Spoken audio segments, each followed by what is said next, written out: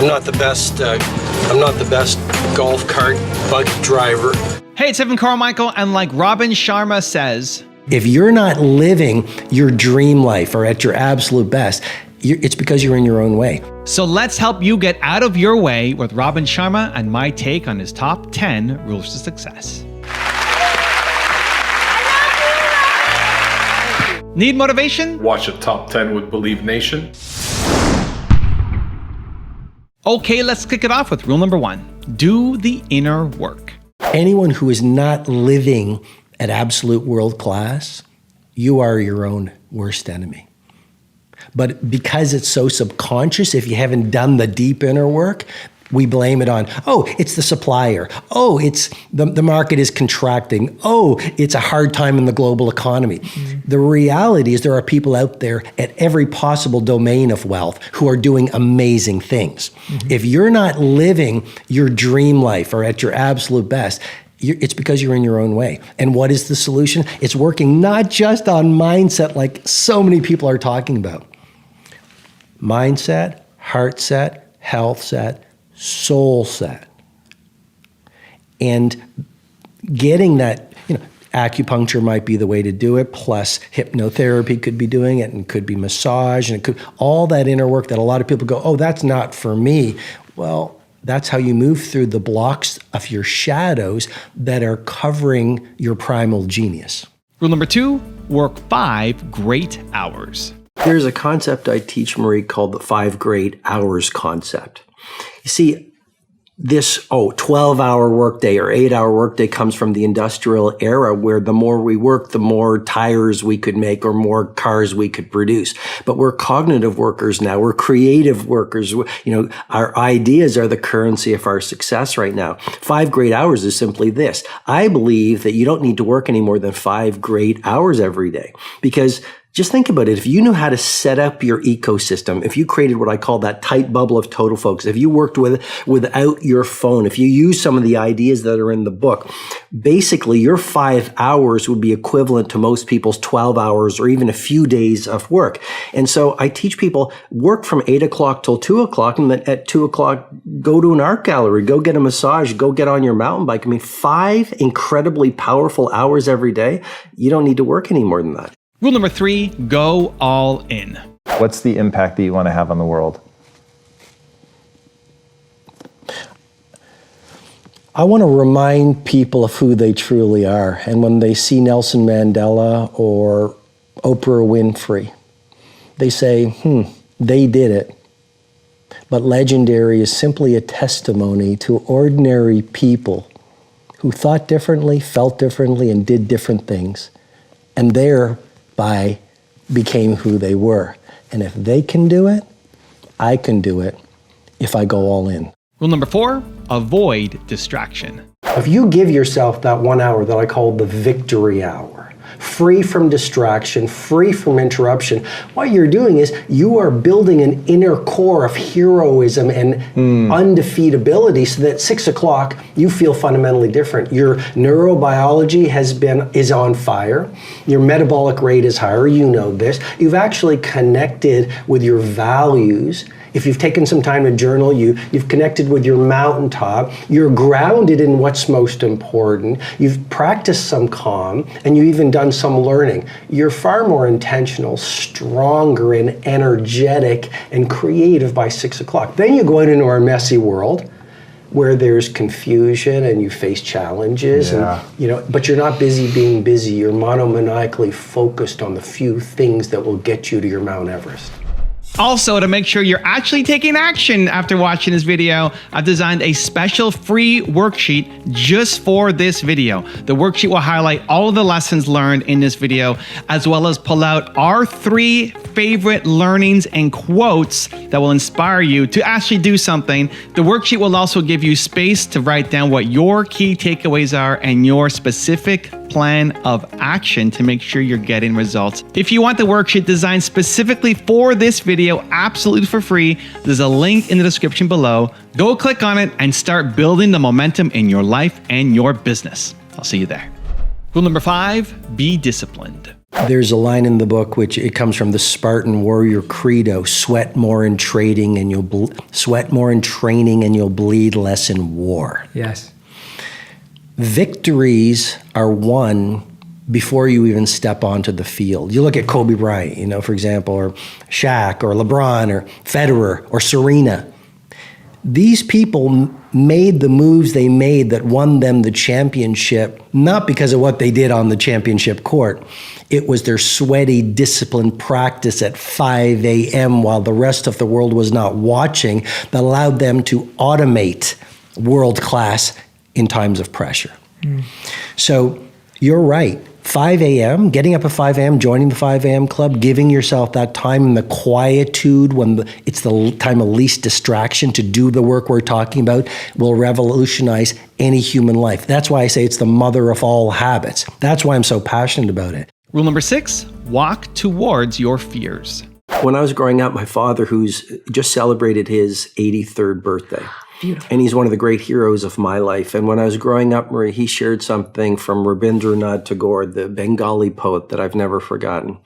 And my dad used to say, "Son, when you were born, you cried while the world rejoiced." He said, "Robin, live your life in such a way that when you die, the world cries while you rejoice." And what I mean by that is, no matter how long we get to live, like right now, everyone on the planet, in 100 years, we're going to be dust. Dust. Total Okay? dust. Powder. And so all the things that we think are so important, the accolades, applause, the number of likes, followers, bikini pics or wearing the right watch, none of that matters. And I believe only two things matter on the last hour of our last day. Number one, who did you become? Were you good? Were you authentic? Did you walk towards your fears, and as messy and bloody as it was, walk through them so you wear your scar tissue with pride? Rule number 7, trust your art. As you go out and bring your gifts and genius to the world, as you stand for something higher in a world with a lot of people suffering from victimitis, excusitis, as you bring your glory to your days, you're going to threaten people. I was in the Barcelona Picasso Museum in the Born District, and there was a quote on the wall in the Picasso Museum that said, "People were terrified by the genius of Picasso." So the more you shine, the more you're going to attract shadows and darkness. Wow. So here's what I would say. I've actually worked out in my journal what I call the troll deconstruction. Wow. Is this the journal that got stolen? It's not the one that got stolen, so I still have it. Okay. But that's why journaling's so powerful, because you can actually deconstruct and figure these things out. Sure. Okay, so here's what I would say. The people who are attacking you, critics and cynics are frustrated dreamers. When they were kids, they were full of awe and wonder, because that's our natural state. But something happened to them as they moved out in the world and pursued their dreams and ambitions that caused them to contract. And so now there are these armchair critics that see Lewis Howes doing amazing things. Well, you actually model possibility for them. The possibility that exists within their mindsets, heart sets, health set, and soul set. And it's much easier for them to try to tear you down than lift themselves up and get in the game themselves. So that would be the first thing I'd say. The second thing I'd say is everything in life, Mr. Riley, one of the characters, towards the end of the 5 a.m. club, gets into the philosophy behind greatness and genius and world class and legendary on a Franschhoek, South Africa vineyard, and he writes a series of letters that are transformational for the other characters. And one of the things he talks about is trusting your art. So I think these people who are trying to tear you down are actually your spiritual friends. How so? Well, because they are causing you to trust yourself more. I mean, they are strengthening your resolve to pursue your mighty mission. They are helping you. They are touching the wounds within you and the insecurities. And we have a choice. We can blame, which is losing your power, or we can say, how can I use what they're activating within me to heal these wounds, grow stronger, and build the relationship with my primal genius even more. Rule number 8, don't live in your head. Mindset, heart set, health set, and soul set. Here's what I think, Jen. I'd love to know your thoughts, but we live in a world now where we're actually numb to our heart and we're numb to our feelings and we're numb to love. I was in the gym early this morning. There was a woman, she'd taken the weights from the weight area and taken them to the cardio area just for herself. No one else got to use them. Not judging, just reporting. She's numb to feeling empathy for other people who want to work out. As I walked to get my coffee this morning, I kid you not, 6:56 this morning, a woman was banging on the door of a deli, yelling at the employee saying, "Open up," because I guess she really wanted her bagel. What I'm saying is, we're taught to numb out our feelings, so we live in our head. And that's why so many people are saying everything is a mindset, because they're living in their head.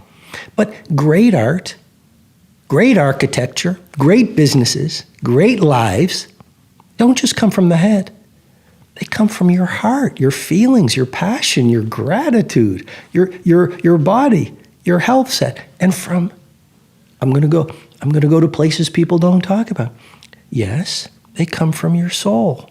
Your soul is just your higher nature before the world taught you not to believe in who you truly are. Rule number 9, optimize your craft. I've talked to so many people who say, well, I must become an expert before I go out there and launch my business. I must become an expert before I go out there and whatever, write that book, create that movie, launch that movement.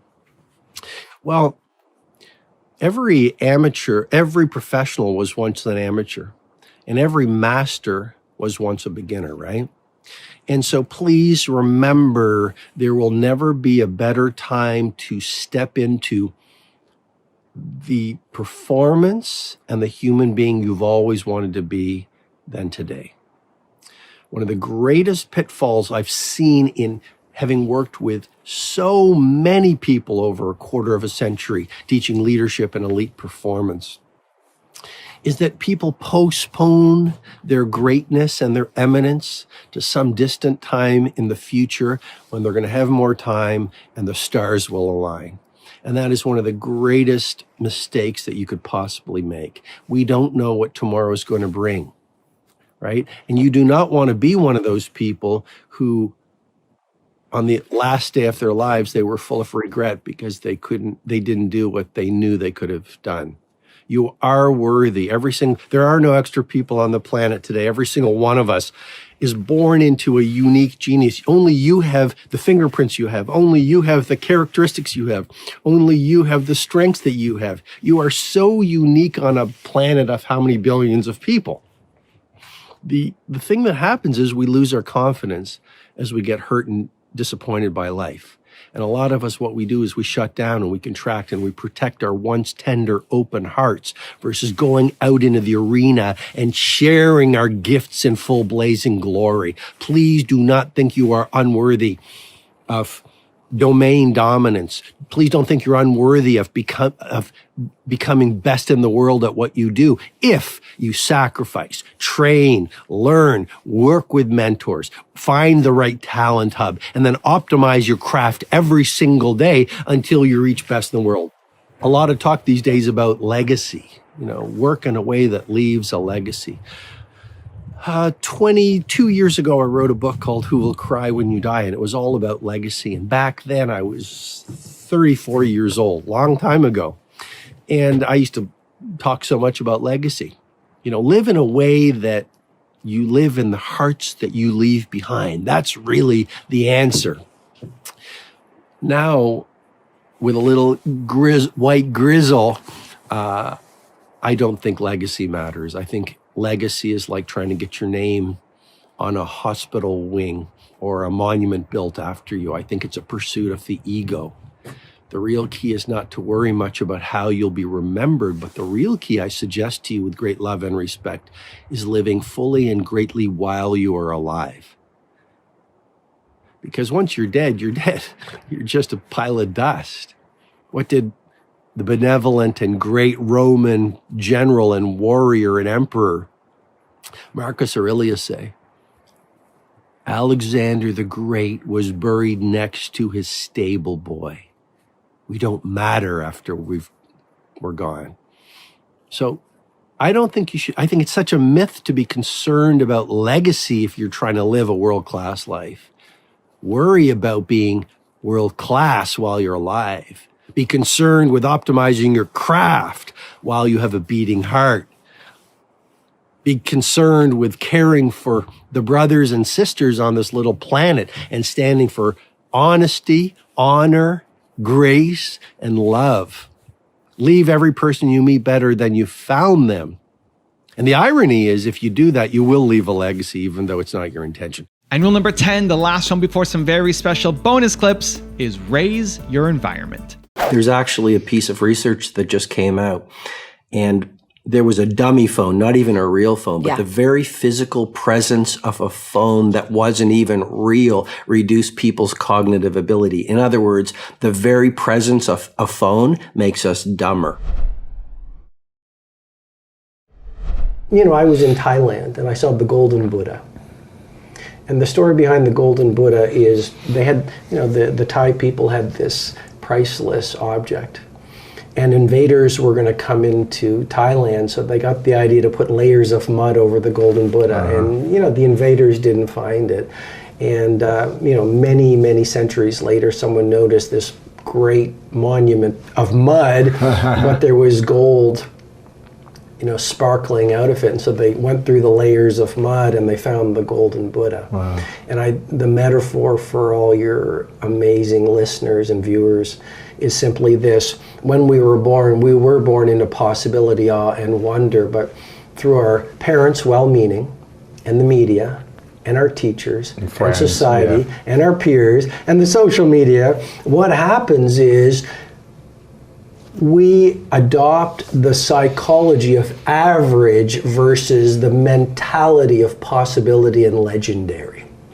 And as we continue to leave the perfection of childhood, we get hurt and we get disappointed. We don't get invited to a birthday party. We lose a love. We get stepped on. We say, I want to be an astronaut and I want to be a billionaire and I want to also be a great chef and I want to be a yoga teacher. And our teacher or our friend says, ha ha ha, you're a fool.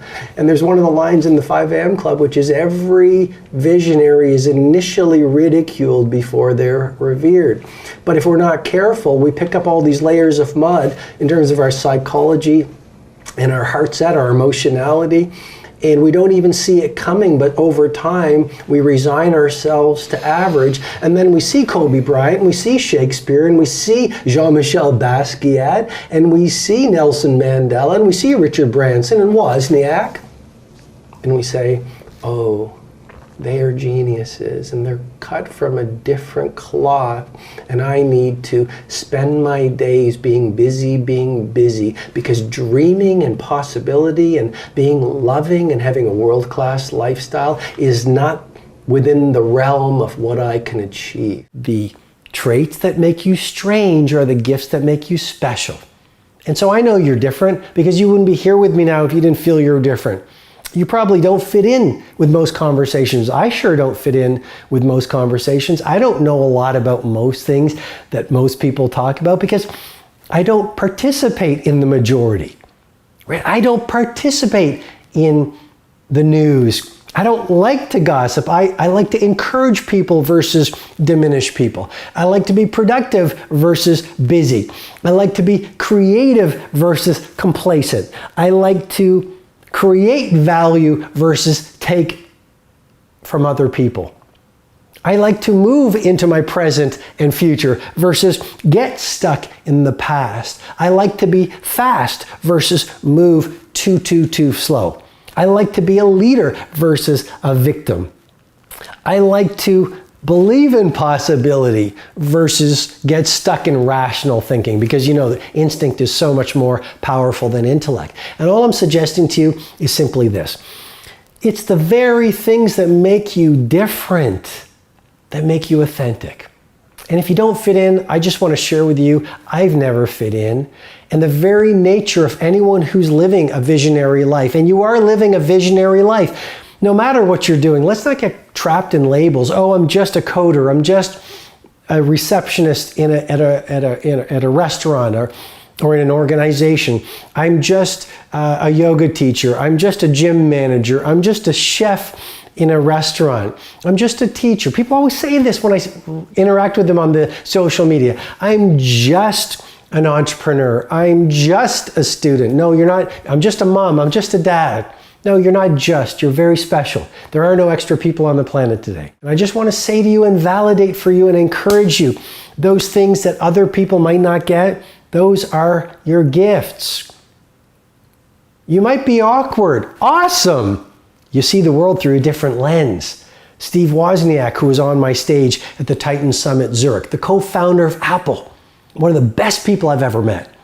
He would not have been able to create the Apple platforms and products that he created if he didn't see the world through a different set of eyes. Steve Jobs saw the world through a different set of eyes. Travis Kalanick of Uber saw the world through a different set of eyes. Jeff Bezos of Amazon saw possibility. Let me have an online store that initially sells books. John F. Kennedy, Martin Luther King Jr., Mother Teresa, Rosa Parks, Jean-Michel Basquiat, Beethoven, Michelangelo, who did the Sistine Chapel, and in Florence, David, Jonas Salk, Tesla. We could just go on and on and on and on. These people were misunderstood because the nature of a genius is to not fit in. Bill Gates was asked what was the winning formula of Microsoft when Microsoft was really the heavyweight champion of their industry. I think they're a little lost right now, but the larger point again is he replied with this: what made Microsoft Microsoft was not our software. What made Microsoft Microsoft was our hiring.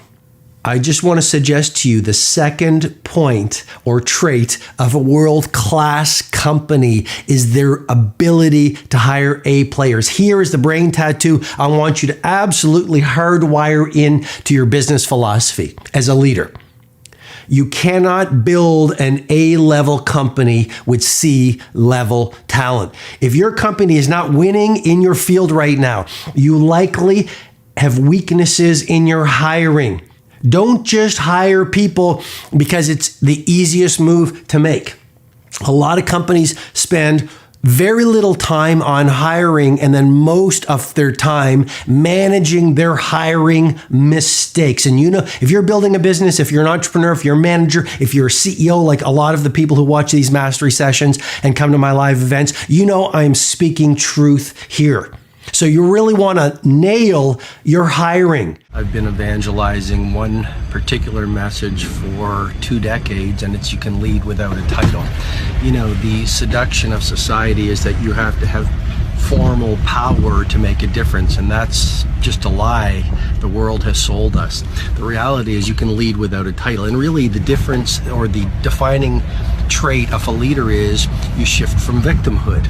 See, victims love making excuses, and if you recite your excuses long enough, you actually think they're going to be true. I see it around the world, you know, people saying these things like, I don't have time to run, or I'm not good enough to be great at my work, or this would never work, or I don't live in the right country, or life is hard. And the more you recite those excuses, you think they're true. So let go of your excuses, start getting some results done, and over time, you're going to rise to your world class. One of the things about the 95%, a lot of them are complaining, they're making excuses, they want epic lives, but they're stuck in the group of the cult of superficiality. The top 5%, the titans, the icons, the A players, the world builders are very different. They are not about superficiality, they are all about granularity. Literally, they have de-seeded the lemon wedges. This is a metaphor that I teach. Basically, I was at a hotel in Lucerne, Switzerland, and I love fresh lemon tea. And when they brought the tray to me, I noticed that in the tray was 2 lemon halves, and someone in the kitchen had taken the time to de-seed the lemon wedges. They actually de-seeded them. And when I study F1 teams, and I actually had the privilege to be right with the team at a recent F1. And what I realized is F1, almost like no other sport, is really about de-seeding the lemon wedges. It was the smallest granular detail, the smallest calibration that could make the difference between a top 1 and a 10th place finish. I really want you to think about that. I really want you to think about F1. F1 is won or lost in milliseconds because each lap, if you get a little bit faster and you do it with the consistency, because consistency is the mother of mastery, that is the difference between first place and not even placing. And so if you look at the top 5%, they are all about de-seeding the lemon wedges. If you look at the top 5%, they're all about calibration. People might misunderstand you and say, are you obsessive? Why do the details matter? And all you have to do is smile and say, because the details matter. And if you study Beyonce, study the great athletes, you study the great F1 drivers and teams, they do de-seed the lemon wedges. They do calibrate the Pomodoro. They get OAD, that brain tattoo I've become really well known across the planet for, an obsessive attention to detail. OAD. That's what makes the best hotels, the best entrepreneurs, the best teams, the market leaders, the best restaurants, the best hotels, the best cars, the best products, the best user experiences online. They are sweating the tiniest, seemingly innocuous details to create over time a user experience that creates a global base of fanatical followers. One of my brain tattoos that I've become very well known for is, no one will believe in you until you believe in you. And so good people often become seduced by the chatter of their loudest fears. And what I mean by that is we come up with a great idea. Let's say it's to start a project that will allow you to lead your field. Let's say it's an idea for a new product that will allow you to grow a new company. Let's say you come up with an idea for a new painting if you are an artist. Let's say it's an idea that will allow you to take your fitness and your wellness and your longevity to a whole new level of wow. And pretty shortly after you come up with the idea, your ego starts screaming. Because we are good in our comfort zones, but the moment we start to go blue ocean around our next level of mastery, our fears come up because we're going out into the unknown. It's human. You know, if you were to look at the psychobiology of it and you were to study the pure biology of it, there's a term called homeostasis. Human beings are hardwired for a steady state. And that kept us alive. So literally our heart beats around the same amount, the 72 beats per minute, and our blood pressure is within a small bandwidth, and that allows us to survive. But what happens is when we come up with a new idea and when we see a new opportunity and we start to leave our comfort zones into the zone of the unknown where greatness lives, we get scared. And the true heroes and the true titans and the true masters, those people are not fearless. Those are people who have just practiced walking into their fear and living on the razor's edge consistently to the point where they're comfortable amid their discomfort. And that's the great opportunity for you, not to avoid fear, but to be comfortable in the unknown, to be comfortable when you're terrified. And that really is what the great artists, the great entrepreneurs, the great titans, and the great masters are very good on doing. So the first reason good people lose is their faith is not as strong as their fear. Or to put it a bit more elegantly, their fears are larger than their faith. And so to be tactical for you, how do you build more faith? Well, you do what you're frightened to do. And it's a practice. A great athlete practices every morning. And a great producer practices walking into their fears every single day. And what I'm encouraging you to do is every single day do one thing that causes your palms to sweat. Every single day start training your brain to hunt for opportunities to step into that unknown where possibility lives. And if you keep on doing it, you're literally going to build some new neurological hardwiring, a new pathway in your brain where it becomes easier. Because as you know so well, all change is hard at first and it's messy in the middle and it's beautiful at the end. You want to, if you want to have a world-class company, release only magic. Another way I could put it, only release Sistine Chapel ceiling level products to the world. Steve Jobs said it beautifully. He said, I wanted the icons on the iPhone to be so beautiful, people would want to lick the screen. I had a senior leader show up at one of my leadership events and he said, you know, Robin, Steve Jobs was like that. I actually went to his house and met him shortly before he died, and he didn't look very well, but he didn't want to talk about his physical condition. He just wanted to talk about the product we were launching. He was so monomaniacally focused on the user experience. He literally wanted everything to be flawless. That was Steve Jobs' brilliance and obsession. I saw an incredible interview with Johnny Ive by Charlie Rose. And in that, Johnny Ive, who you know is the design genius behind a lot of the Apple products, he said, you know, I knew Steve Jobs and I were spiritual brothers when we were in a store one day. And Steve Jobs said to me, he goes, hey, come on over, Johnny, you got to see this. And I believe from the interview, I believe this is what they said, but they were looking at an arrow. And Steve Jobs said, look at how the sharp point of the arrow is attached to this part, and look how seamless it is, and look at the engineering, and I wonder how they did that. And Johnny Ive said Steve Jobs was just in the pocket of the engineering and beauty behind that piece of artistry they were looking at. The next 90 days, your first 90 minutes at work, make it focused on your single most important project. I'll repeat that again. For the next 90 days, the first 90 minutes of your workday, focus monomaniacally on your single most valuable project. I call it your game-changing move. So it might be creating a new piece of code that will revolutionize the marketplace. It might be a new product that when you launch it will fill a need within your industry that no peer is currently providing. I don't know what your game-changing move is, but this is your poetry.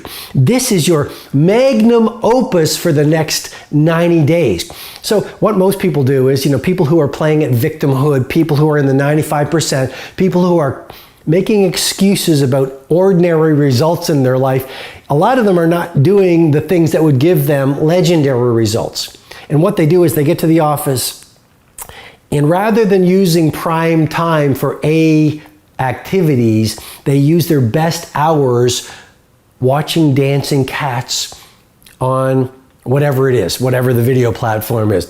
They spend their best hours surfing the internet, looking at blogs. They spend their best hours playing with notifications, reading notifications, chatting with friends who are not really their friends, but really they're just bored, so they're distracting themselves, which is just a form of medication, because potential unexpressed turns to pain, and they're in a lot of pain, and it's subconscious, and they haven't done the work to know it. So really, they've created these drugs of choice, like too much email, too much web surfing, too much chit-chatting, too much looking at funny-looking videos that make them laugh in the moment, that make them feel happy and give them a short burst of dopamine and maybe a little bit of serotonin, which is the pleasure neurotransmitter, and that's how they get through their day.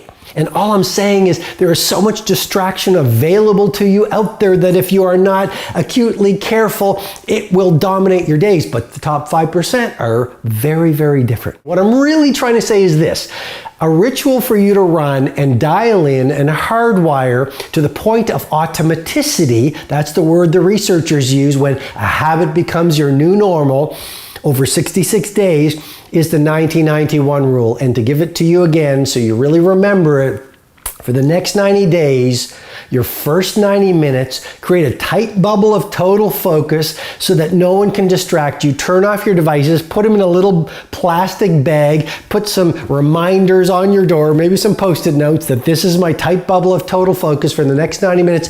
Tell your team, tell your loved ones, maybe put a do not disturb sign on your door. They'll laugh, and explain it to them that for the next 90 days, I will spend 90 minutes away from distraction, away from technology, away from interruptions, focusing on my magnum opus, focusing on the genius project that I want to bring into the world, because I will never mail it in. I will always bring it on, and I'm going to do this for the next 90 minutes, and I'm going to optimize it and iterate it every day, and I'm going to bring my full bandwidth, because what makes a genius, they all have one trait in common: they were able to spend extended periods of time in isolation, focused monomaniacally on their most valuable project. You've heard me talk about the 2x, 3x mindset.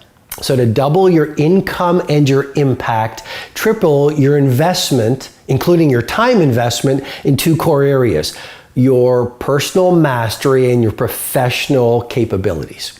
You see, when you work on your personal mastery, you awaken your mindset, your heart set, your health set, and your soul set. And when you get those four interior empires to world class, you become a force of nature out in the world, and you do epic things. So you want to work on your personal mastery like you're doing here with me right now by listening to this episode. And then the second thing you want to do is you want to work on your professional capability. You want to be the heavyweight champion of your game. You want to dial in your sport, whether your sport is entrepreneurship, whether your sport is being a chef, whether your sport is being a coder, whether your sport is being a manager, whether you're an entrepreneur, a CEO, an astronaut, a poet, I don't know what it is. But when you focus on your personal mastery and your professional capability, and you really work on those, I'm talking about hours every day if you are serious about leading the field, what starts to happen is this: you become a vastly more valuable person.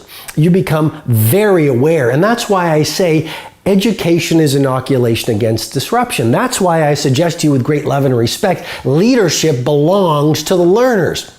Maya Angelou said it beautifully. She said, when you know better, you can do better. With better awareness, you can make better choices.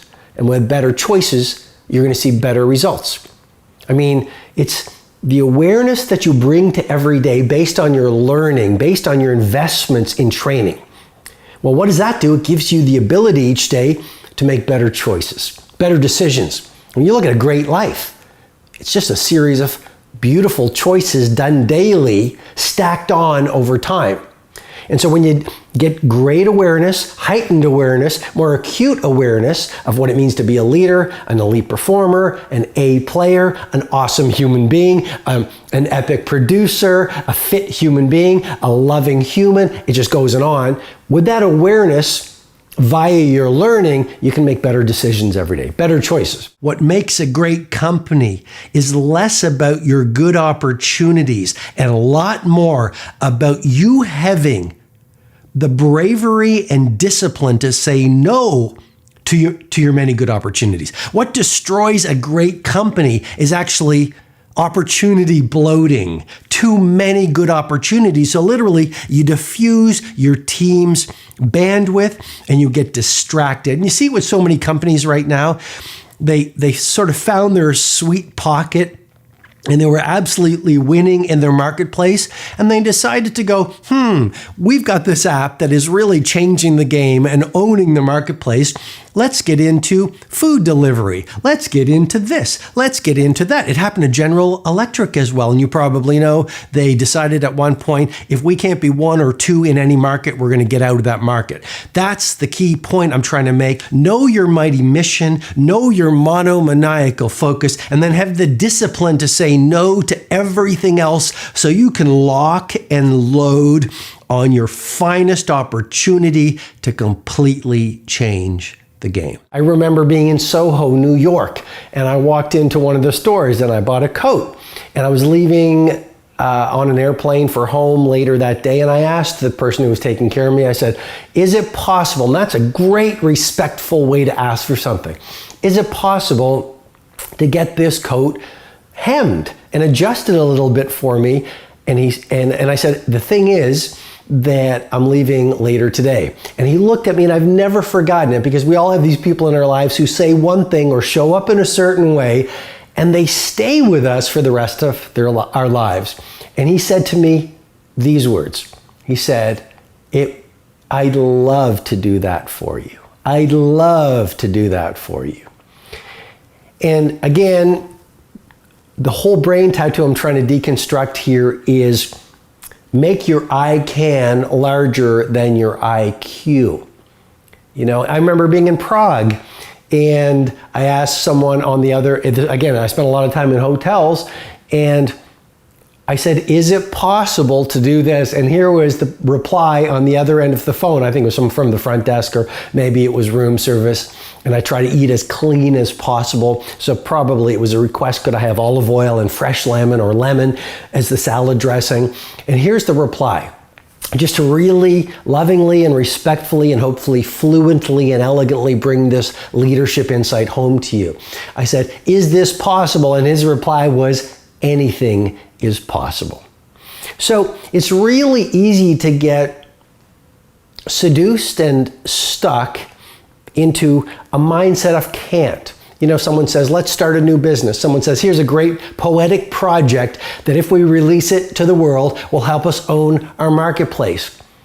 And it sounds very obvious again, but ask yourself this: is your default reply a symptom of a mindset of can't, or do you have a mentality of possibility? When someone says, here, read this book, do you shift into can't or can? When someone says, hey, you know what? I'm amped to run a marathon. Do you go, I can't? Is that your default setting in your neurobiological hardwiring? Or do you go, absolutely, or I'd love to do this? You know, it's really, really important, and that is one of the core distinctions of leadership, isn't it? Every great hero was broken. Now, if you were to look at Nelson Mandela, he suffered more than most people. If you were to look at Mother Teresa, she went through incredible adversity over the course of her journey. If you were to study Mahatma Gandhi, Nelson Mandela, Rosa Parks, Shakespeare and Tolstoy, if you look at any great artist, a Picasso, a Jean-Michel Basquiat, if you look at the great world builders, they all suffered. Let me put it to you this way with great love and respect. They all outsuffered the majority. And what I'm suggesting to you is pain can be transformed into power with the intention to transform pain into power.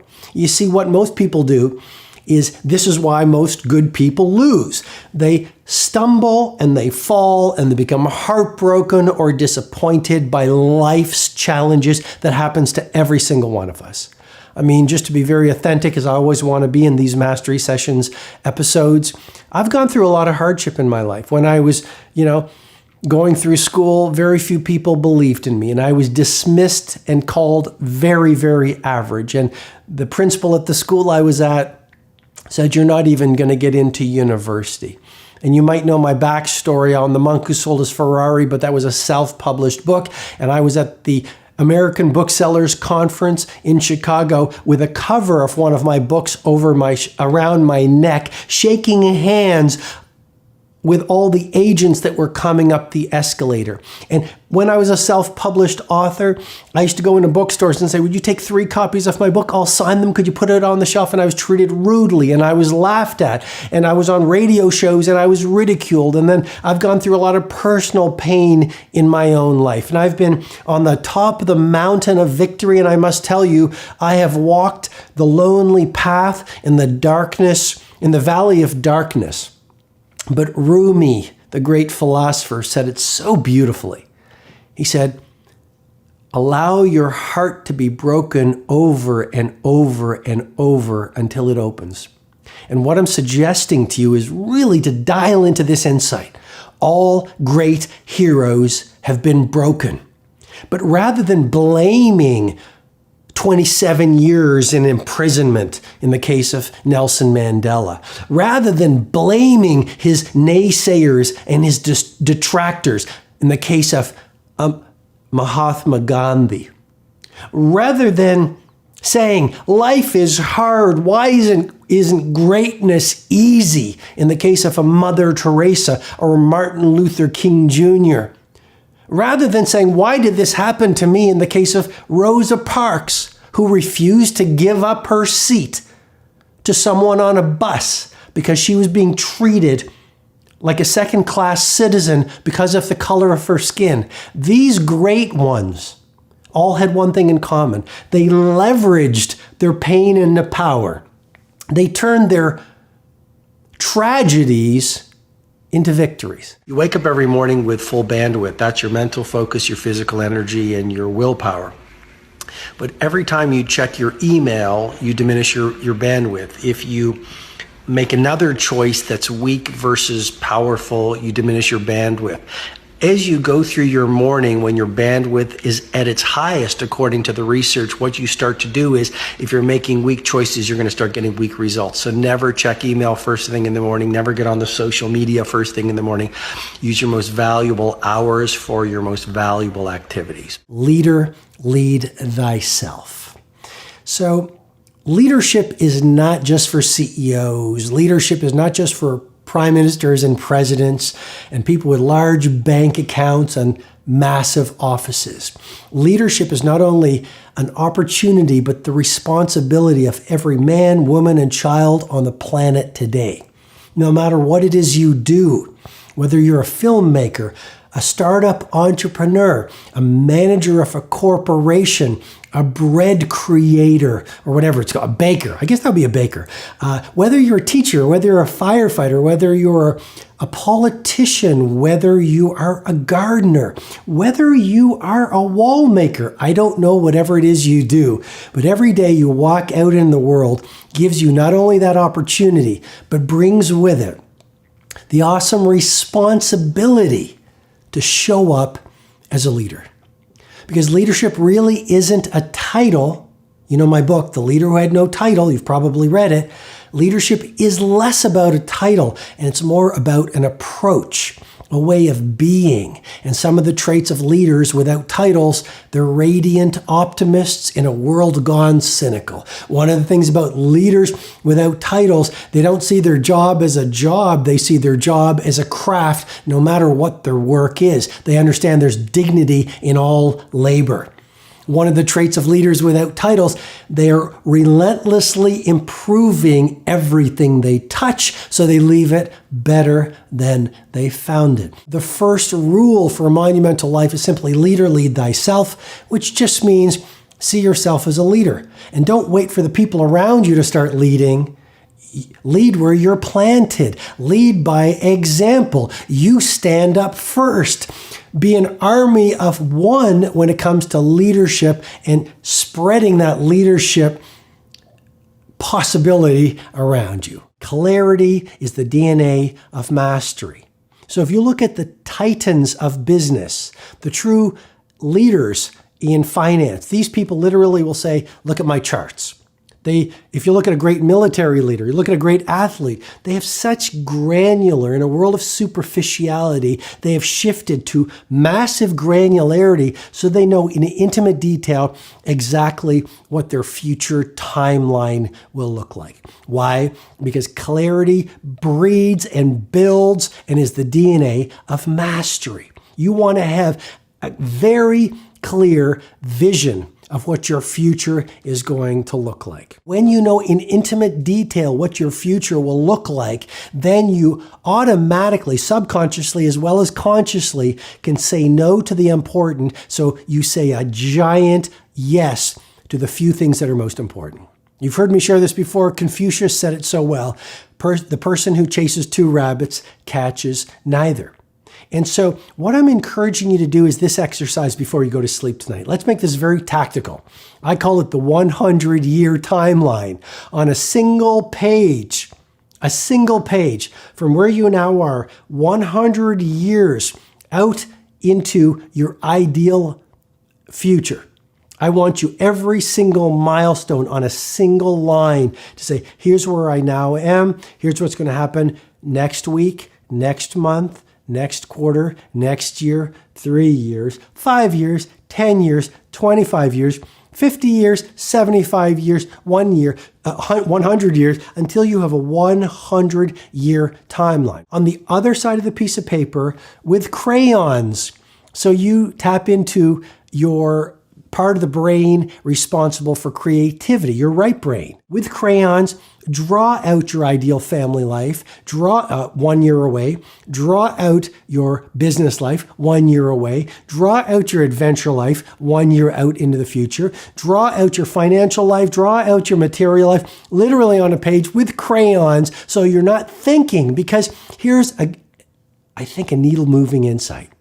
World class comes from instinct versus intelligence.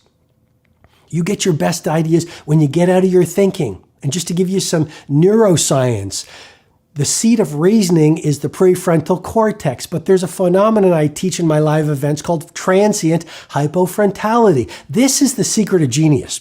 Geniuses don't get their ideas for Uber, Amazon, the electric bulb, Tesla, Shakespeare, the polio vaccination, SpaceX. Great ideas don't come from the intellects. They don't come from the neocortex reasoning and thinking. All great heroes and great inventors and great creators dialed into something deeper. When you get out of your neocortex through solitude and my life structure that I teach called the tight bubble of total focus, and when you get away from distraction and you immerse yourself in deep creativity and creation, and you find your laboratory, or what I call your Menlo Park, like Edison had his Menlo Park, which was with the wilderness away from the world, what happens? The prefrontal cortex gets silent, and it's called transient, which means temporary, transient hypo, small, frontality. The neocortex, the seat in your brain of thinking, actually shuts down for a short period of time. This is profound information and will confirm your brain is built for genius. You might have a great mindset, positive thinking, but if you have a heart set full of anger, if your emotional life is sad, if you're disappointed from the past, if you haven't done the sweat lodges and the journaling and the body work and the affirmations to really open up a heart set, then you can have the mindset of an Elon Musk. You can have the mindset of a Steve Jobs. You can have a mindset of a Kobe, but you're going to sabotage yourself from world class. And to me, this is the great myth of positive thinking. You see a lot of people, they read all the books, they're positive thinkers, they've got the vision boards, nothing changes. Why? Because subconsciously, there's this wounding and a lack of deservability, and it's unconscious. And so they haven't done the work, or you may have not done the work to make the wounds of undeservability and scarcity and the low self-worth. That's why positive thinking alone does not work. This is, to me, a revolutionary insight. And by the way, a lot of the people who teach positive thinking in the past are men. So it's very male mind. And a lot of the people who are pioneers of heart set are women. Heart, empathy, healing. And so self-mastery to me, and this is a pioneering model that I teach at Personal Mastery Academy, it's not just mindset. That's only 25% of self-mastery. And as you know, self-mastery is the DNA of outer mastery. You're never going to perform higher than what's going on within.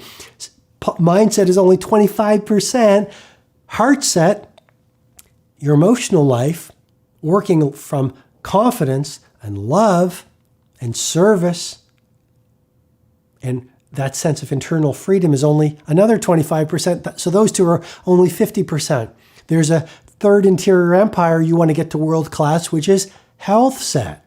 Working on your energy, your nutrition, your daily exercise, hacking your longevity, eating the right supplements, getting a massage every 2 weeks. You know my 2 massage protocol, doing your 60-minute nature walk every week so that your health set is at world class. But that's only 75% of the equation towards self-mastery. You can have a great mindset, great heart set, great health set, but if you haven't worked on your soul set, turning down your ego. You know what disease and what energy depletion is caused by your ego beating you relentlessly about you not being enough and seeing your industry peers succeeding, and you feel insecure and irritated and angry and jealous. Well, where do you do that work? Within your soul set, the fourth interior empire. And as you do that, you turn down the ego and you open up your humanity and you open up your spiritual life and you become more soulful. And then you release work that is artistry versus just to win in the next few months. And you literally give your life over to a mighty mission that is larger than your ego. And you literally start to see your work as a ministry for the benefit of humanity. And if you're an artist or an entrepreneur or CEO, manager, or coder, a doctor, a firefighter, but literally, if you saw your work as your poetry and your artistry, and you were on a mighty mission that was larger than even your ego and yourself, what would the caliber of your output be? To thine own self be true. Oscar Wilde said it so much more elegantly than I ever could. He said, be yourself, everyone else is taken. Jack Welch, when he was at General Electric, one of our clients, GE, he said, never lose yourself on the way to the top. Wow, what amazing advice for you and me. Never lose yourself on the way to the top. To thine own self be true. Never betray your authenticity. Never lose your boots on the groundedness. To thine self be true means as you make your rise to legendary, don't forget what makes you great. Hard work, humility, serving your customers, working on your craft, playing the long game, understanding that genius takes decades versus good genetics. The bow too tightly strung is easily broken, says one of the proverbs. Balance is a gorgeous thing. So be monomaniacal in your execution around your high-value targets, your HVTs, your mission plan, but also build in some rewards. And that's going to send a gorgeous message to your conscious and your subconscious mind that, hey, this daily practice of execution around my deliverables is a beautiful thing. And you create this thing called momentum. And the monk who sold his Ferrari, I went back and I saw this recently. I think there's a whole chapter on momentum. And you become like this. I love skiing. You start off small, but as you go down the slope, you pick up momentum. A lot of people say, Robin, where do I start? I want to start a new business. I want to become a better artist. I want to find the love of my life. I want to be a world-class creative. I want to multiply my financial life. Where do I start? You just start. You just start. There's great power in the start. And when you start, life starts supporting you. Most leaders, most business people, most entrepreneurs, most human beings have never learned to be masterful communicators. And the very nature of influence and impact, which is the leader's job, is communication. I mean, in school, were you given a communication course? Very few people have been taught that. In your personal relationships, have you read books on communication? Well, that leads to, in an intimate relationship, or even just with a friend, it's the little miscommunications that over time stack into loss. In your intimate relationships, it's the little conversations that you could have had in 5 minutes if you had the tools to communicate and the awareness to speak. So literally, you could release the anger and build understanding and speak out your needs and feel the need to be heard. All those little things, if you had learned how to do that over and done it in 5 minutes with your intimate partner, you might not have lost the relationship. And in your professional life, learning to communicate inspires your teammates. If you look at the great leaders of humanity, the Nelson Mandelas, the Mother Teresa's, the Martin Luther King Jr.'s, the John F. Kennedys, if you look at the great business builders, Steve Jobs, great example, right? He would be on the stage at the product launch and then that favorite line, one more thing. And that's when he would reveal the latest piece of technology that would create industry dominance when Steve Jobs was at Apple.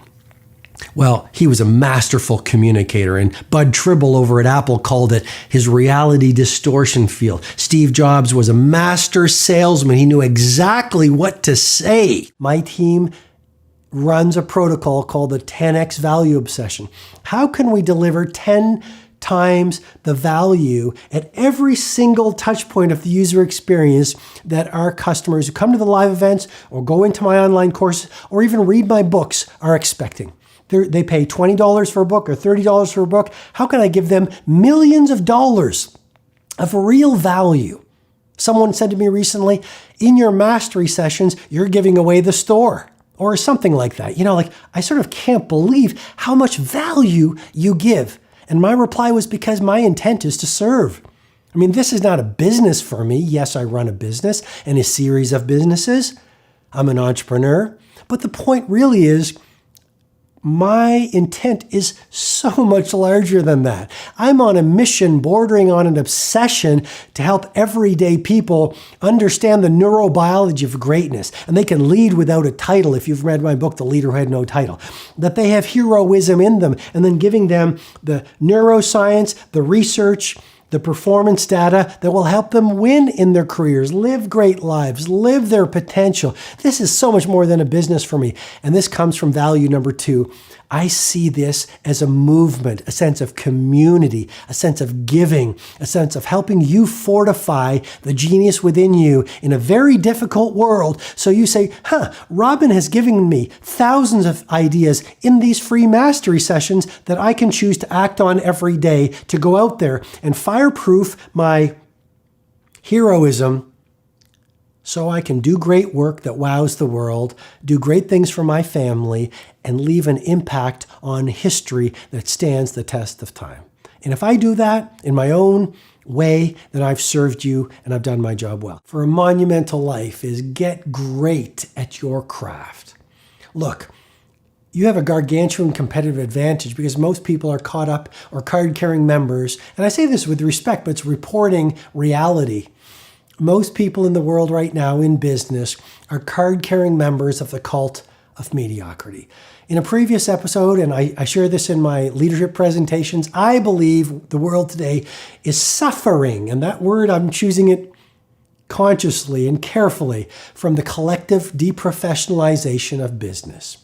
A little while ago, I was in an airport. There was an elevator repairman, and he had his boombox cranking out hard rock. Well, that's fine, but he's at work. He's not at home. I go into a store these days. There are people listening to music out loud when they should be taking care of customers. You walk into an airport and you see people behind the desk or whatever, rather than being pros, owning the game, you literally see them chit-chatting or again, looking at videos of dancing cats and people riding bicycles off the roofs of their houses. You know what I'm talking about. I call it the collective deprofessionalization of business. Very few people, relatively speaking right now, say, this is my craft. I've got to be a pro. I've got to study the audiobooks that relate to my game. I've got to find mentors. I've got to read the books. I've got to practice like Federer or Serena Williams or Muhammad Ali used to practice. You know what Muhammad Ali once said? He said, I hated every single one of those early morning runs, but I loved the idea of being champion of the world. Before you go to sleep, ask yourself this question. Did I live out my plan for today? Your days are your life in miniature. All you need to do is not worry about the next week, the next month, the next year. Forget about that. That's a waste of time. Own your day. Your days are your life in miniature. As you live each day, so you craft the rest of your life. And the days slip into weeks. The weeks become months. The months become years. Before you know it, you've lived a legendary life because all you did was dial into gorgeous, brilliant, productive, creative, loving, healthy, soulful days. Your days are the pockets and instruments of genius. Get those right, your life will take care of itself. Don't live your life on the outside to fill these holes on the inside that you haven't filled. Start the interior work of self-mastery to fill the holes so your mindset, heart set, health set, and soul set are full. And then you'll feel joy when you wake up every morning. And you'll Work not for the money, but for the meaning. And you'll create with a fire in your belly that will make you undefeatable. It's not because you're pursuing income, it's because you're pursuing impact and craft and love of you honoring the genius within you. Do you see what I'm referring to? Your outer life, you still might work hard. I love working hard. I love it. But I'm not doing it for the money. I'm doing it because of who I am. I have to write. I have to serve. I have to use the rest of my life to be an instrument of impact for as many people as possible. You're not very smart, or you can't do that. If you're a teacher and you say, you know what, you can never be an astronaut, you can never be an empire maker, you're not smart enough to do this. And some teachers said that to me along my journey. You'll never finish university. And just to share the reality, I not only finished university with a science degree, but I did a law degree and then a master's of law degree. And I only share that, which is, I haven't had it easy. I've been put down. I've had teachers who didn't see my potential. That's just reality. You want to block out the noise and listen to the signal, which is you're built to be a possibilitarian. You're built to be great. You have genius within you. So calibrate your languaging so your words to yourself are world class. Few people who could succeed actually do succeed because they've given up on learning, study, and growth. LSG, learning, study, and growth.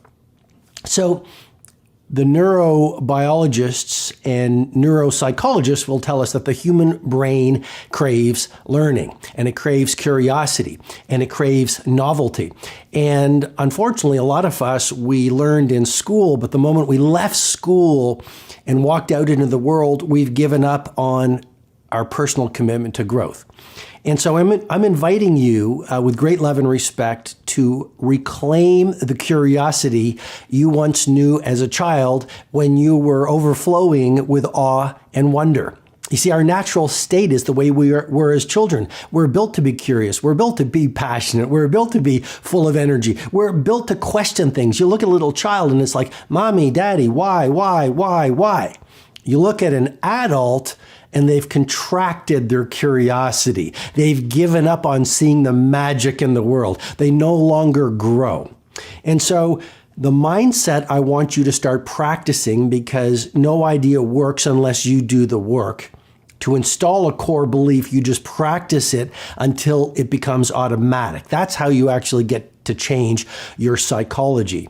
And so the mindset I invite you to start practicing each day is what I call the 2X, 3X mindset. To double your income and your impact, triple your investment in two core areas. Number one, your personal mastery, and number two, your professional capability. And how do you do that? Again, you do it through learning, study, and growth. So I guess what I'm suggesting to you is you look at most of the population and you commit yourself to what I call anti-majority behavior. If you want to have a great life, a soaring life, a creative life, a productive life, a ultra prosperous life, look at what most people do and do the opposite. So most people, what they do is they love consuming as opposed to creating. We live in a civilization of consumers. Buy this, eat this, do this, consume this. But the top 5%, those who play in the rare air of world class, are not consumers, they're creators. Suffering gets a bad rap in our world today. In society, we all want it quick. But if you look at, again, a Nelson Mandela, a Mother Teresa, a Mahatma Gandhi, a Rosa Parks, a Martin Luther King Jr., a Marcus Aurelius. You look at the great statespeople, the great women who led nations, the great men who led movements. I've been studying samurai lately. I've been studying a lot of the great warriors. I've been reading a lot about Alexander the Great. And you could say, well, Robin, in the comments section or whatever, you could say, Robin, some of these people were bloody, some of these warriors. And I hear you. My larger point is simply this. If you look at the great warriors or the great empire builders or the great heroes of humanity, they all had one thing in common. Many of them developed invincible moral authority to live by their deepest vision, values, and virtues through the hard winters of deep suffering. A GCA, a gargantuan competitive advantage, in a world where everyone wants it easy. They want a warm house. They want a car with heated seats if you live in a cold place. We want great food. We want a life of ease. We want all our devices around us. We want easy friends who don't make us, maybe who don't stretch us. We want to, if we even read, we want easy books. I guess what I'm suggesting to you is voluntary discomfort will build you and strengthen you. And the great heroes of history often didn't do it voluntarily. They suffered. They suffered in a prison cell. They suffered for the benefit of their movement. They suffered long treks through mountains with not a lot of food when they're on a military campaign. They suffered the humiliation of being attacked by their critics. And so in this age of ease, we are becoming weak as leaders, weak as humans, weak as possibilitarians. And I'm just saying to you, sure, have your nice things. You know, we all want a nice life, myself included. And yet make sure you don't fall into the chasm or the trap of living a life that is so easy that you don't develop those muscles of strength, fiery resolve, and moral authority. Why do so many people on the planet right now medicate themselves? They medicate themselves with too much technology. Anyone agree with me? Show of hands or a round of applause. Like they are medicating themselves in front of that white screen. 110 times checking the smartphone every day. That is not checking your technology. You know what that is? That is an addiction and an escape from what is. And if you said to most people, did you know you're addicted to your smartphone? Did you know you're addicted to your notifications? Did you know you're addicted to your television? Did you know you're addicted to your excuses? Did you know you're addicted to gossip? Did you know you're drinking too much alcohol because you are addicted to it? Did you know that this is all a flight from what is? Because deep down inside, the deepest unknown part of you knows that you are in pain over potential unlived. They would fight you to the death. Am I making sense here? Show of hands. Deep down inside, I believe most people on the planet are heartbroken. Why? Because they have betrayed the visions, ambitions, values, mission in their heart. They have betrayed their talent by buying into the mass hypnosis that the world has sold them. And now they're 35 and they're 45 years old. And they're just, oh, no, this is what everyone does. And they just check. And then, you know what Blaise Pascal, the French mathematician, said? Most people, their misery is derived by their inability to sit quietly in a room by themselves. You know how many people are frightened of their own company? And I've shared with you, right? No, seriously, they're frightened of their own company. I've shared with you the neurobiology, transient hypofrontality. You can't play at Edison. You can't play at Misty Copeland. You can't play at world class unless you bring yourself away from the world and do the practice, do the training, do the thinking to set up transient hypofrontality. And that creates the pharmacy of mastery. And it brings you from beta to alpha. And it releases the dopamine and the serotonin. And the psychologists have told us that state is flow. And I guess what I've been suggesting with transient hypofrontality, you have flow within you. You have genius within you. Most of us are so distracted. They're so overstimulated. Persistency versus the short game. We do live in a world where everything just happens so fast that if we have a project or a cause or a mission, if it doesn't happen instantly, or if it doesn't manifest or materialize the way we want it within a month or within a quarter, even within a year, we give up. And we then start chasing the next shiny toy of opportunity. So I was in Piazza Navona in Rome a few weeks ago working on a new book. And I love Piazza Navona because it's one of the most beautiful squares on the planet. And when I'm in my creative cycle, I go there just to refuel. And if you walk into Piazza Navona, what you're going to see is, I think it's called the Four Rivers sculpture by Bernini. And the point I'm trying to make to you is, as I looked at this masterpiece of a sculpture, what I realized is the true masters are not all about impatience. They're not all about the short game. They understand that world class is a process and that genius could take decades. And what makes rare air output is the ability to stick with a singular vision of your masterpiece, whatever that is, a great company, a great family, a gorgeous life, a new book, a film, I don't know.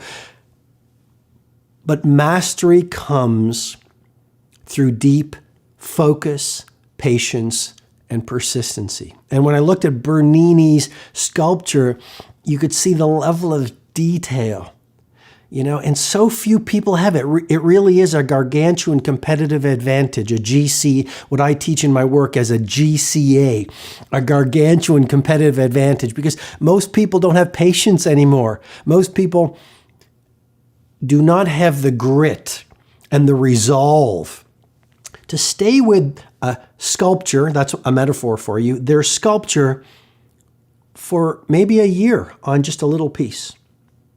And maybe the next piece of your sculpture, another year or 2 years. It took 22 years to build the Taj Mahal, but it became one of the 7 wonders of the world. That's a metaphor for you that I really want you to think about. There's a reason why the visionary founder of Starbucks, Howard Schultz, rises before the sun. There's a reason why Michelle Obama rises very early. There's a reason why Tim Cook, who's leading Apple, gets up before the dawn. First of all, the hours between 4 and 6 are the time of least distraction in this age of dramatic interruption.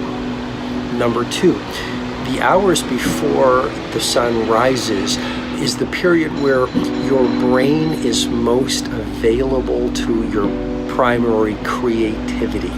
So while you're sleeping, your brain actually washes itself, but also it lets go of the residue of the previous day while you are resting and while you are recovering. When you wake up, your thinking is fresh, your creativity is most pristine, you are most available to access your gifts and your talents. So those are some of the reasons why I encourage you to get up early. You might say, Robin, well, I'm not an early riser. I can't put mind over mattress. I can't win the battle of the bed. Grandma never got up early. Dad couldn't get up early. I guess I'm not the kind of person who can rise before the sun. And what I would suggest to you is simply this. What science confirms, and in particular the data of University College London, you do any new habit, practice it for 66 days, and you will arrive at the place of automaticity. In other words, it'll be easier to run the new habit than not to. 66 days of rising at 5 a.m. will get you to a place where it's easier to get up at 5 a.m. than not to get up at 5 a.m. You'll reach a place of automaticity. In my book, The 5 a.m. Club, I say all change is hard at first, and it's messy in the middle, and it's gorgeous at the end. I'll repeat that again because it's so important. All change is hard at first, messy in the middle, and it's gorgeous at the end. In the book, there's a chapter on the habit installation process that actually explains the 3 phases every habit goes through before you wire it into the place where it's automatic. Number 1, destruction. Number 2, integration, and number 3, implementation. Really important to remember them. So you can get up early. You can install habits. As a matter of fact, neuroplasticity, which is the phenomenon that speaks to the fact the brain is like a muscle. The more you flex it and push it, the more it's going to grow. You have that gift. It's not just for Federer and Serena Williams and Oprah Winfrey and Shakespeare and Jean-Michel Basquiat and Steve Jobs and Elon Musk. You have a brain that has the capability to grow and adapt. What is the 20-20-20 formula that lies at the core of the 5 a.m. club method? Well, the first 20 minutes, move, sweat. You'll release BDNF, brain-derived neurotrophic factor, which will increase the neural connections of your brain, as well as repair brain cells damaged by stress, and also promote neurogenesis, which is the formation of new brain cells. I know this is a lot of information, but I want to give you great content in this video. Exercising for 20 minutes first thing in the morning from 5 to 5:20, the first part of the 20-20-20 formula, releases dopamine, which is the inspirational neurotransmitter. How valuable is that for your creativity and productivity for the rest of the day? Cortisol, the fear hormone, is highest first thing in the morning. Exercising will reduce it. Serotonin is released, so you'll feel happier. Now it's 5:20, you're full of energy, you've optimized your cognition, your focus is increasing. It's only 5:20, the rest of the world is asleep. Just imagine that advantage you already have. Second pocket for the 20-20-20 formula is all about reflection. We live in a world where people don't reflect anymore. A lot of people are busy being busy, but what's the point of being busy around the wrong things? So for 20 minutes from 5:20 to 5:40, you reflect, you pray or write in a journal, you meditate, you can visualize, you can script out a blueprint for a great day ahead, which habit researchers call a pre-commitment strategy, which actually increases your willpower and your ability to get your most important priorities done. Okay, now it's 5:40, from 5:40 to 6 o'clock. This is the final 20-minute pocket of the 20-20-20 formula. The first pocket was about move, the second is reflect, and the third is grow. I've coached billionaires and CEOs and NBA superstars and members of royalty for over 20 years. Here's what I've realized when I work with the best of the best. They love to learn. They love to grow. They don't see investing in yourself or investing in your skills or investing in your growth a cost. They think about the value received. I call it the 2x, 3x mindset, to double your income and your impact, triple your investment in two core areas, your personal mastery and your professional capability. So for 20 minutes, what do? You listen to a podcast, you review your journal notes, you read a book, you watch a valuable video, you just do something, you read an autobiography, you do something to grow your capacities and materialize more of the potential you have been born into. And now it's 6 o'clock, you've optimized your mindset, you've purified your heart set, you've calibrated your health set, you've escalated your soul set, you feel fundamentally different. In the 5 a.m. club, there's another model called the 4 habits of history makers, and one of the elements is day stacking. The whole idea is simply this: get your mornings right.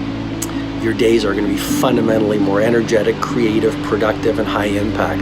And a great week is nothing more than a series of great days, and a great month is the same thing, and a great quarter is just a series of well-lived weeks, and it just continues and it creates this upward spiral of success just by getting from 5 a.m. to 6 a.m. your victory hour to world class every morning. Consistency really is the mother of mastery, and own your morning. You're really going to elevate your life. When something doesn't work out during your day and you get discouraged, you lose your fire, ask yourself this question: what's the opportunity here? That's what WTOH stands for. What's the opportunity here? What I've realized is when things don't work out, the victim says, oh, boo-hoo, poor me. They get stuck in sadness or anger or regret, and some of them spend the rest of their life in that state. What the leader does is this: you feel the pain, You notice the disappointment. You never want to suppress that. That would build up the toxic emotions within you. So feel the disappointment. If it's, you forgot your keys somewhere, you lost your wallet, you missed a train, you missed a meeting, you lost a sale, or maybe it's something heavier. You just got your heart broken. You just lost your job. You just got some negative news from your doctor at your annual checkup. I mean, that's one of the things that happens in life. We all face very hard times. When those things happen, feel the emotion. Do not suppress it, because the quickest way out of the painful or sad emotions is straight in. But here's the real key. Ask yourself, what's the opportunity here? How can I use this small or large negative event to grow? How can I use this situation to give me more wisdom, to give me more acumen, to make me more experienced? How can I use this situation to strengthen me and fortify me? How can I use this situation to become more authentic and more real? Because it's the difficult things in life that crack open our social mask and allow us to be more real and more authentic. How can I use this situation to build my relatability so I'm more relatable to human beings? And ultimately, how can I use this situation as fuel to make my life even better? If you simplify versus go complex, what happens is you can then take your energy and your focus and your personal resources and focus them on the few things that will be most important. And that's what the great ones do. They marshal and harness their resources, their mental focus, their physical energy, their personal willpower, their individual gifts, their time. I call those the 5 assets of elite performance. And they focus them on just a few things. And I want you to think about it in your life.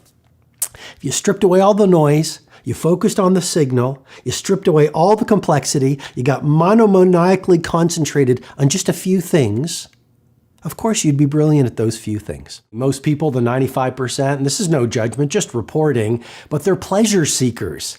If you look at the true warriors of humanity, you look at the true empire builders, you look at the true titans who are constructing a better world, they're less about pleasure seeking because they understand that growth comes through discomfort.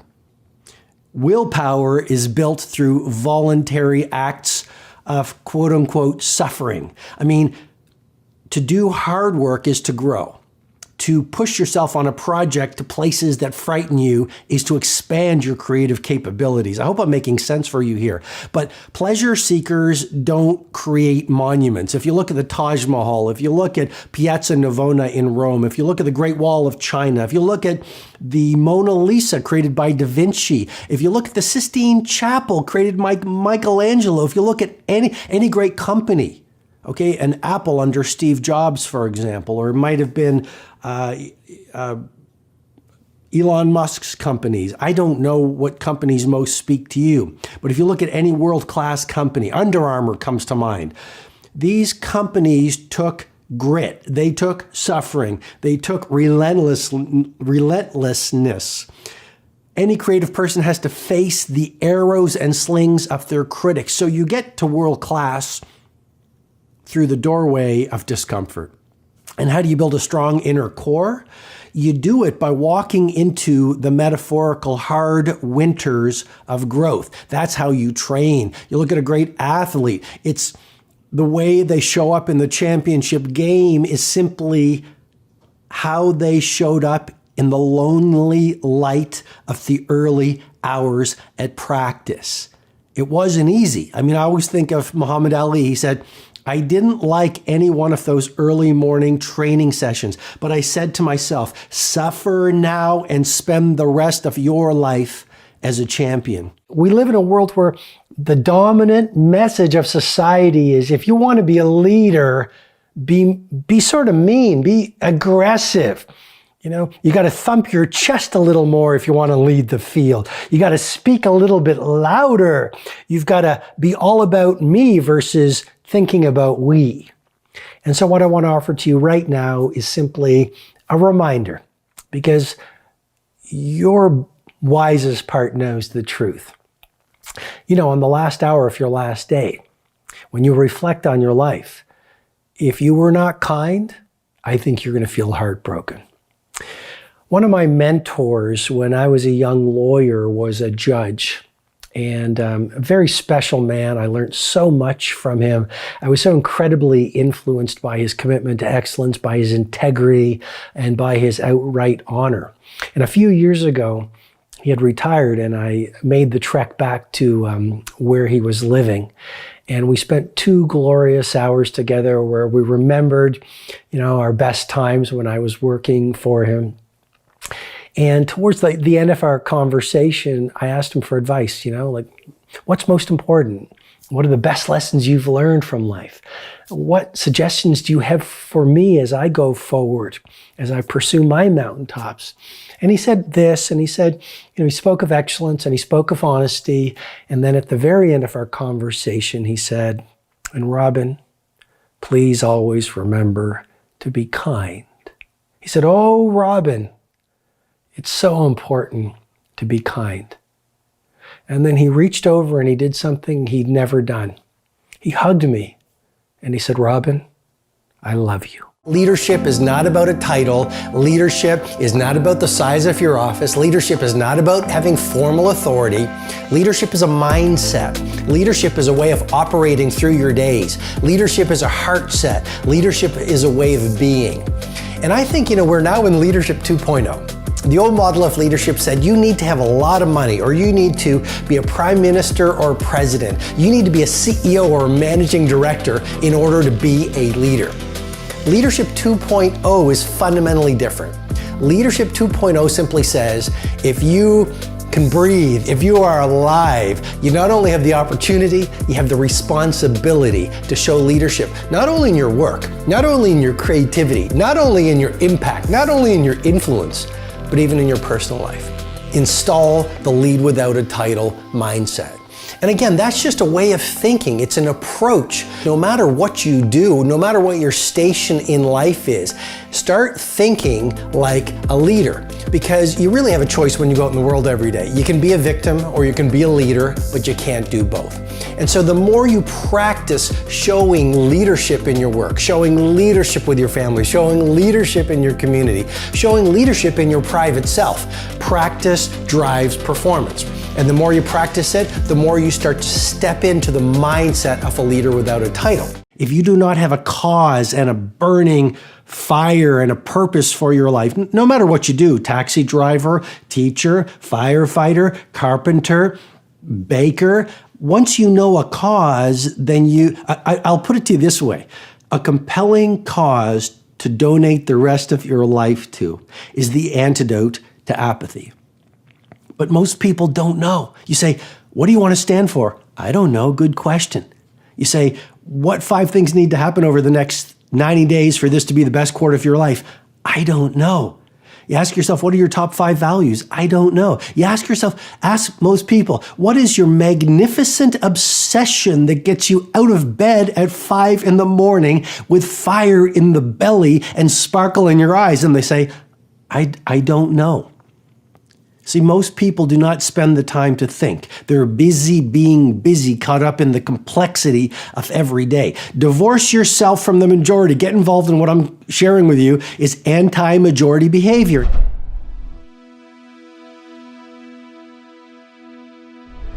Because you made it this far in a video, I want to celebrate you. Most people start and don't finish. Most people never actually follow through. Most people say they want something, but they don't ever do the work to actually get it. But you're different. You are special. Believe Nation, you made it here all the way to the end, and I love you. So as a special celebration, if you put a hashtag believe down in the comments below on this video, I will showcase you and celebrate you somewhere on the screen in a future video because you are awesome. If you want 10 more amazing rules from Rob and Sharma, check out the video right there next to me. I think you'll love it.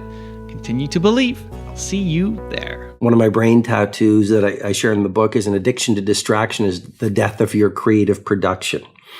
And we all know about the dopamine addiction that happens when you play with your phone.